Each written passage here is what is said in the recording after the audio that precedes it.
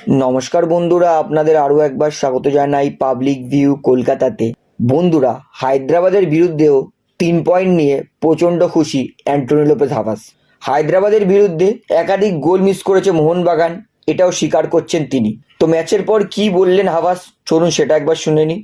ম্যাচের পর হাভাস তাকে তার দল কেমন পারফরমেন্স করেছে সেই নিয়ে প্রশ্ন করায় তিনি বলেন, আমি খুবই খুশি আজকে আমার দল যে 2-0 গোলে জিতেছে। আমরা অনেক দিন পরে আবার জয়ের মুখ দেখলাম। এর আগে আইএসএলে আমরা অনেক কটা ম্যাচ হেরেছি, আজকে জিতেছি, ভালো লাগছে। থাপা আর জেসন কামিংস দুজনে খুব সুন্দর গোল দিয়েছে, তবে আরও গোল হতে পারত। আজকে আমরা সেকেন্ড হাফে যেই সুযোগগুলো পেয়েছিলাম সেই সুযোগে গোল করা উচিত ছিল। তবে আমার দলে এই মুহূর্তে অনেক প্লেয়ার নেই। ব্র্যান্ডন হামিল, আর্মান্ডো সাডিকু এর পরের ম্যাচে আসবে, তখন হয়তো আমরা আরও ভালো পারফরমেন্স করব।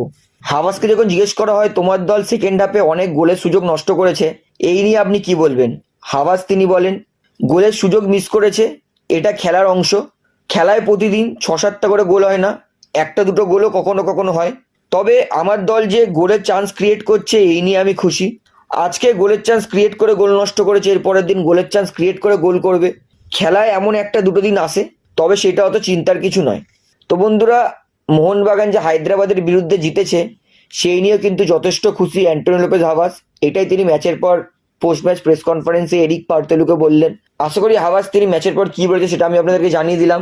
তো সমস্তটা আপনারা বুঝতে পেরেছেন। তো ভিডিওটি আমি এখানে শেষ করছি। ভিডিওটি ভালো লাগলে অবশ্যই লাইক করুন, কমেন্ট করুন, শেয়ার করুন এবং বন্ধুরা চ্যানেলটি তার নতুন আছেন সবাইকে অনুরোধ করবো তারা অবশ্যই পাবলিক ভিউ কলকাতা এই চ্যানেলটিকে সাবস্ক্রাইব করে বেল আইকন প্রেস করে অল করে রাখবেন। ধন্যবাদ।